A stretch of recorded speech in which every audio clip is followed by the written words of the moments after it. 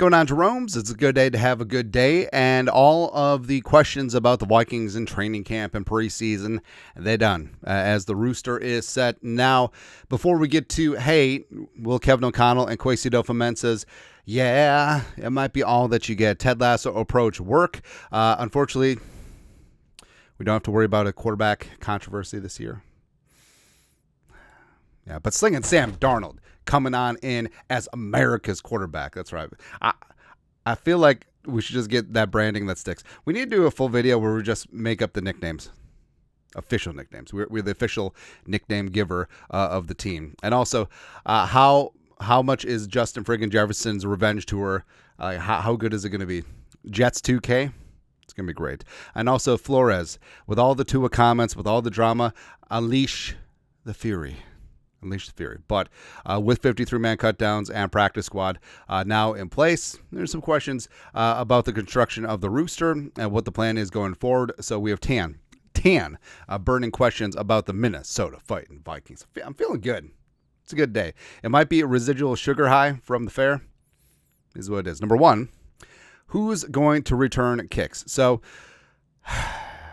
the Vikings waiving King Kene and Wangu. And yeah, he was limited as a running back, but he would have been so damn dynamite with the new kick return rules, man. I don't get it. But overall, I mean, so the Vikings on their official depth chart, they listed Ty Chandler, RB1A or 1B, as kick returner, as well, with Brandon Powell as your number 2. Now, the returns are going to go up this year, and that does matter. Also, I mean, if Chandler's going to be basically your 1B running back, do you really want him returning kicks that often? Because this isn't going to be like previous seasons. Like, there's going to be a high number of returns put in play. And Powell, I mean, Powell's your number one punt returner and also gadgety offensive player.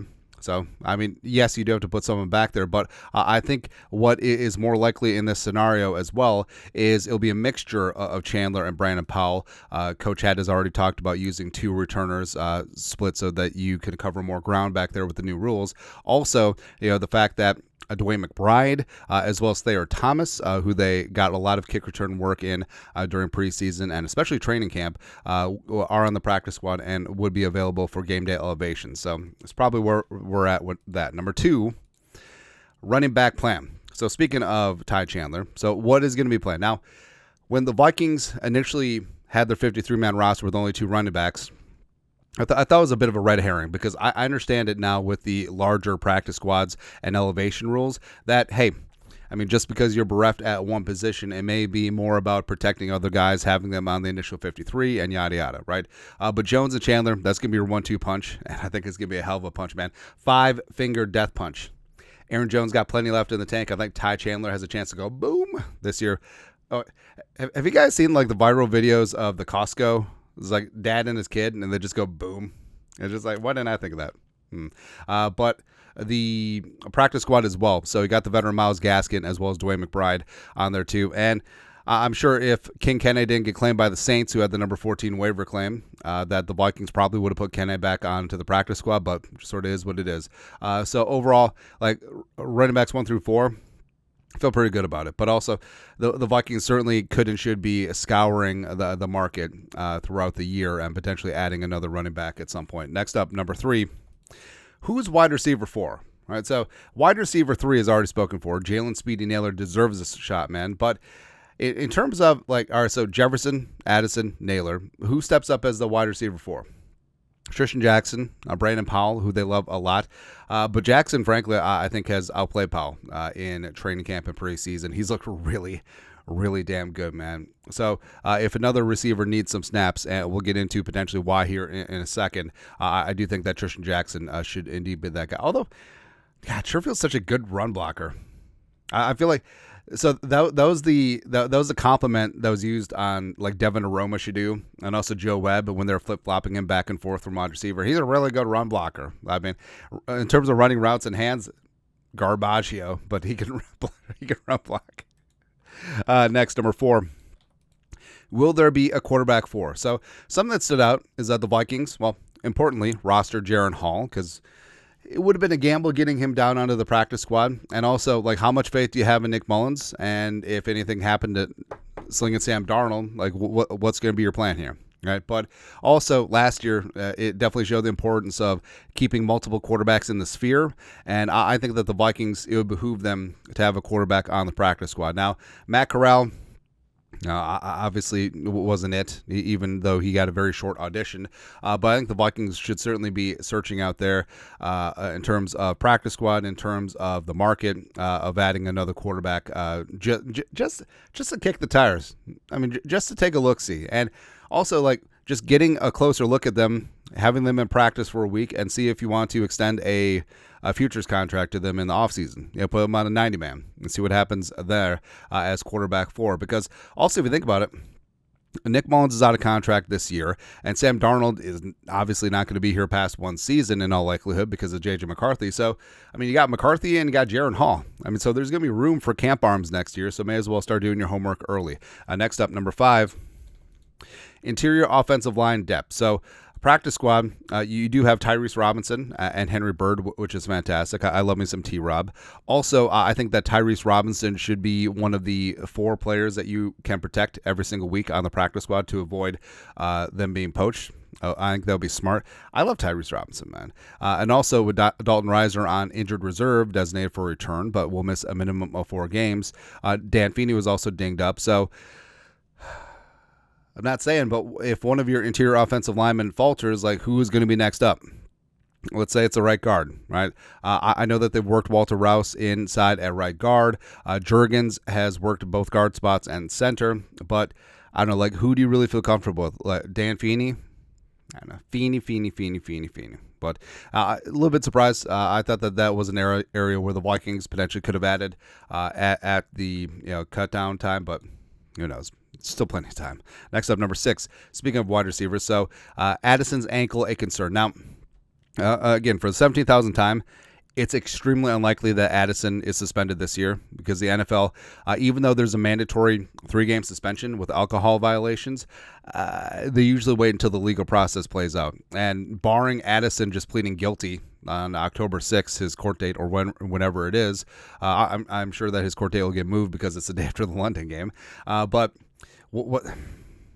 so what is going to happen here? All right, so if Addison isn't 100% or misses the first couple games, we ask the question: who's wide receiver 4? Who's going to be wide receiver 2 and 3? And probably Naylor, probably Tristan Jackson. And I know that the Vikings have said that they want to use multiple tight ends, but that might not be feasible without T.J. Hawkinson. So the Vikings might have to use a lot more 11 personnel, even without Jordan Addison. So I think that that's a great chance for Naylor, Powell, and Jackson to shine, especially since they're going to be getting tertiary coverage with Justin freaking Jefferson being the center of gravity in this solar system. Next up, number 7. But also, it's important to note that the Vikings didn't put Addison on IR DFR. So, I mean, if he missed week 1, it wouldn't shock me at all because O'Connell, again, isn't the type of coach who's going to trot a player out there at like 70%, especially week 1. So we'll see. Number 7, why so many tight ends? Now, this one raised the eyebrow a little bit. So Hawkinson on the PUP list has to miss a minimum of 4 games. By all accounts, looked really good working off on the side in training camp, which is great. But so you kept Oliver Munt Muse on the 53. Pretty standard, right? But also on the practice squad, you kept 2. So N'Keal Harry, the converted wide receiver, as well as Robert Tonyan. Bad back spasms, the pride of Indiana State. But overall, like, you kept 6 tight ends in the sphere if you count Hawkinson. So is there more concern that the team is leading on about Hawkinson's return from the PUP? Like, will it be after the first 4 weeks? I don't know. But I like that they like N'Keal Harry. I understand with Robert Tonyan, but that's a lot of tight ends to keep around unless it's more of a factor of the new kick return rules. So the kick return rules, teams are trending away from like corners, receivers, safeties, and more towards tight ends, linebackers. So yeah, no, that could also be a possibility. Next up, number 8. What's the D-line rotation? So even though, yes, your starters are Tillery, Phillips, and Bullard, I mean, Jalen Redmond, Taki Taimani, and Levi Drake Rodriguez especially, they need snaps. They need reps. Like, I would love nothing more. Like, I floated this idea forever of using Taki Taimani on early downs. But what if they throw? Okay, they can throw.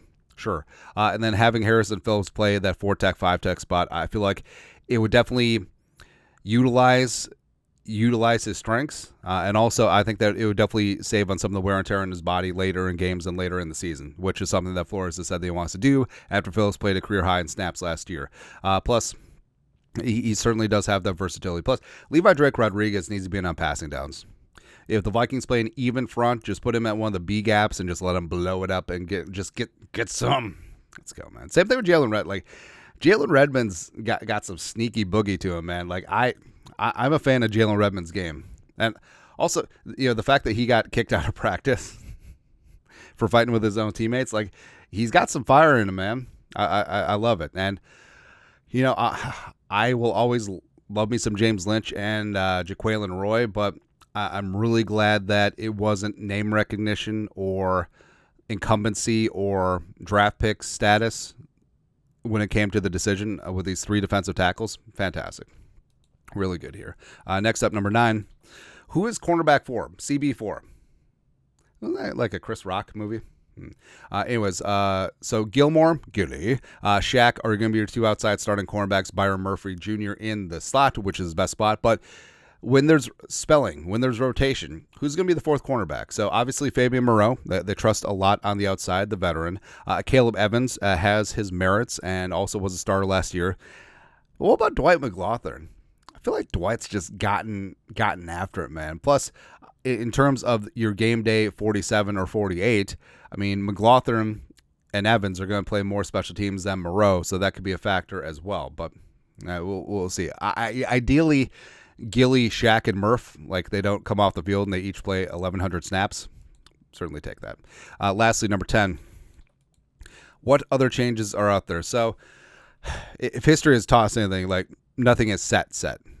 Nothing is set, right? And in terms of the practice squad, there's always churning and burning. So that's a little secret where, so the Vikings are an anomaly because they have 17 players because of the International Pathway program. But most teams, like back when practice squads were 10 or 12, they would have an 11th or 13th guy respectively, where they would just basically shuttle back and forth between 2 players for 1 practice squad spot. So they would split a check, not even clean out their locker. It's kind of funny, but there's constantly going to be changes there. And also, don't rule out the Vikings using hey, there's a veteran out there, and we'll sign you after week 1 so we don't have to guarantee your contract, and we'll just pay you week to week.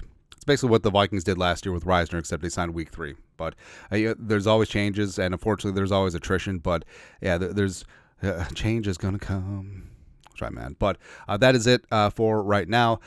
Tan burning questions for the Minnesota Vikings at roster, cutdown, and practice squad formation. Let us know your thoughts. Our thoughts, comment section below. You guys know what to do. Skull, production value.